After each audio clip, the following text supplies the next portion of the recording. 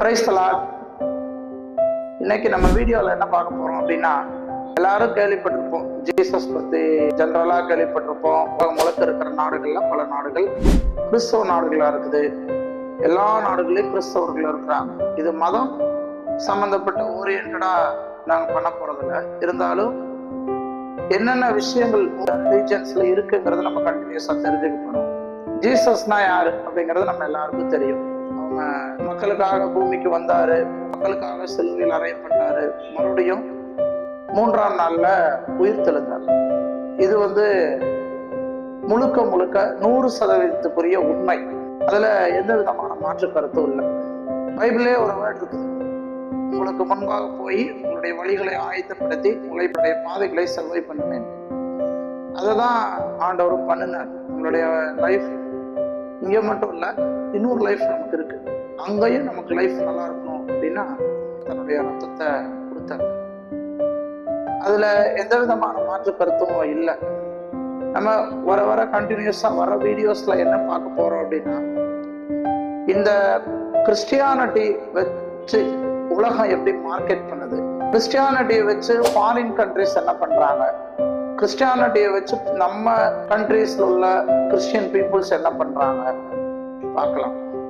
இன்னைய பொறுத்த வரைக்கும் நம்மளுடைய வீடியோல என்ன பார்க்க போறோம் அப்படின்னா, இயேசு கிறிஸ்துவுக்கு நிறைய விரோதிகள் இருந்தாங்க. நம்ம என்ன நினைக்கிறோம், நல்லது செய்யும் போது நமக்கு நிறைய நண்பர்கள் கிடைப்பாங்க, நிறைய புகழ் கிடைக்கும், நிறைய பேரு பெருமை இதெல்லாம் கிடைக்கும் அப்படின்னு நம்ம நினைக்கிறோம். உங்களுக்கு தெரியும், ஆண்டவர் செய்யாத நல்லதை நம்ம யாரும் செஞ்சிட போறதில்லை, செய்யவும் முடியாது. ஏன்னா அவர் நல்லது செய்யறதுக்குன்னே தன்னுடைய நிலையை விட்டுட்டு பூமிக்கு வந்தார். அதுதான் ஃபர்ஸ்ட் நல்லதே.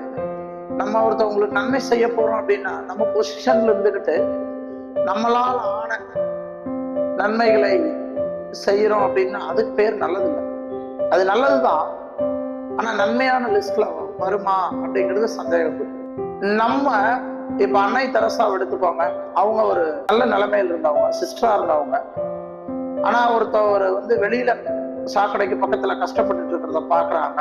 அப்போ முடிவெடுத்து வர்றாங்க, ஒரு பெரிய சோசியல் ஒர்க்கர் ஆகணும், அதுல தன்னைய முழுசா அர்ப்பணிச்சுக்கணும் அப்படின்னு நினைச்சதுனாலதான் அவங்களுக்கு பெரிய பெரிய அவார்டு, நிறைய வேர்ல்டு முழுக்க அவங்களுக்கு கிடைச்சது ரிவார்டு. நல்லதுங்கிறது செய்யும் போது நாம புரிஞ்சுக்க வேண்டியது என்னன்னா, நிறைய விரோதிகள் நமக்கு எதிராக எழுப்புவாங்க.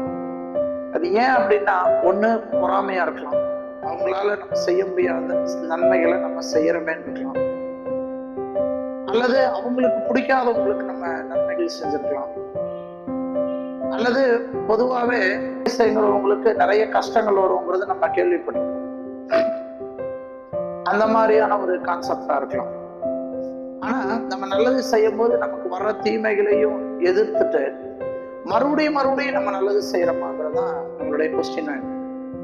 நம்மளுடைய சூழ்நிலைகள் சரியில்லாம போயிடலாம், நம்மளுடைய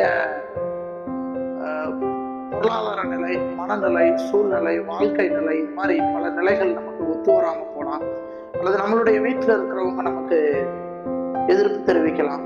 இந்த மாதிரியான பல விஷயங்கள் இருக்கு. அல்லது நம்ம யாருக்கு நன்மை செய்யறோமோ அவங்களே நமக்கு என்ன செஞ்சிடலாம், உண்மை இல்லாம போயிடலாம், நன்றி விசுவாசம் இல்லாமல் போயிடலாம். இது எல்லாத்தையும் மீறி நம்ம மறுபடியும் சொசைட்டிக்கு எவ்வளவு நல்லது பண்றோம் அப்படிங்கிறது தான் ஆண்டவர் தன்னுடைய வாழ்க்கையில முழுசா கற்றுக் கொடுத்துட்டு போயிருக்கிறார். ஏன்னா அவருக்கு நன்மை செய்யும் போது, ஒரே ஒரு சின்ன உதாரணம் மட்டும் சொல்றேன். ஒரு பிசாசு பிடிச்சவன ஆண்டவர் விரட்டுறாரு, குணமாக்குறாரு. அந்த பிசாசு அறிக்கை பண்ணிட்டு போகுது, என்னன்னு, நீங்க தேவனுடைய குமாரன். ஆனா பக்கத்துல இருந்தவங்க என்ன சொல்றாங்க, இவர் பிசாசனுடைய தலைவன், அதனாலதான் பிசாசு இவர் பேச்ச கேட்குது. அப்ப பாருங்க, ஒரு பிசாசுக்கு இருக்கிற அறிவு கூட அந்த நன்மையை உண்மையில ஏத்துக்கிற அந்த உணர்வு கூட உலகத்துல நிறைய பேருக்கு இல்லாம இருக்கு. அதனாலதான் நீங்கள் செய்கிற நன்மைகளை குறைச்சு மதிப்பிடுறாங்க. ஒண்ணு நன்மை செய்யறதுக்கு ஒரே ஒரு கேப்பபிலிட்டி இருந்தா போதும். நன்மை செய்கிறதுக்கு உண்டான பிரதிபலன் உங்களுக்கு மக்கள் இருந்து வரணும்னு எதிர்பார்க்காதீங்க. நன்மை செய்கிறதுக்கு உண்டான பிரதிபலன் நீங்க எந்த தெய்வத்தை வணங்கினாலும் சரி, அந்த தெய்வத்திலிருந்து வரணும்னு எதிர்பார்க்கும். அதுதான் நமக்கு நிரந்தரமா இருக்கும். ஏன்னா இயற்கை எல்லாமே மனுஷனுடைய கையில இல்லை. மழையா இருந்தாலும், வெயிலா இருந்தாலும், காற்றா இருந்தாலும், அது ஏதோ ஒரு நம்மளை விட அப்பாற்பட்ட ஒரு சக்தி கிட்ட இருக்கு. என்னை கேட்டா ஆண்டவர் இருக்குன்னு சொல்லுவோம். மெழுகுவர்த்தி எப்படி தன்னையும் உருக்கி நமக்கு வெளிச்சம் தருதோ, அது மாதிரி தன்னையும் வருத்தி கொண்டு பிறருக்கு நன்மை செய்கிறார்களோ, தன்னுடைய உழைப்பிலிருந்து மற்றவங்களுக்கு கொடுக்குறாங்களோ, தன்னுடைய உளமாற யார் தனக்கு மற்றவங்களுக்கு கொடுக்குறாங்களோ, உறவு, அதாவது நம்மளுடைய சொந்த பந்தங்கள் இல்லாத அந்நியர்களையும் யார் நம்ம உறவாய் பாவித்து நாம் உதவுறோமோ அவங்களுக்கு நிச்சயமாகவே நன்மை செய்கிறதுக்கு உண்டான பிரதிபலன் உண்டு. அந்த நன்மை நிமித்தமாகவும் ஆசீர்வாதம் உண்டு. ஆண்டவரும் அதுதான் சொல்லி கொடுத்துருக்காரு. இந்த வீடியோல இன்னும் எதை பத்தி எல்லாம் பேசலாம் அப்படிங்கிறத நீங்க உங்களுடைய கமெண்ட் செக்ஷன்ல சொல்லுங்க. உங்களுடைய நண்பர்களுக்கு ஷேர் பண்ணுங்க. உங்கள்கிட்ட நான் கேட்கறது ஒன்னே ஒண்ணுதான். அதுக்காக இந்த வீடியோவை சப்ஸ்கிரைப் பண்ணி உங்களால முடிஞ்ச சப்போர்ட்டை கொடுங்க. இதுல கிறிஸ்டியானிட்டிங்கிறது ஒரு பெரிய கடல். அதுல நிறைய கான்ட்ரவர்சிஸ் இருக்கு. அதெல்லாம் நம்ம குறித்து பேசும்போது உங்களுக்கே ஆச்சரியமா இருக்கும். அதை பத்தி தொடர்ந்து பேசுவோம். இணைந்து கொண்ட எல்லாருக்கும் நன்றி.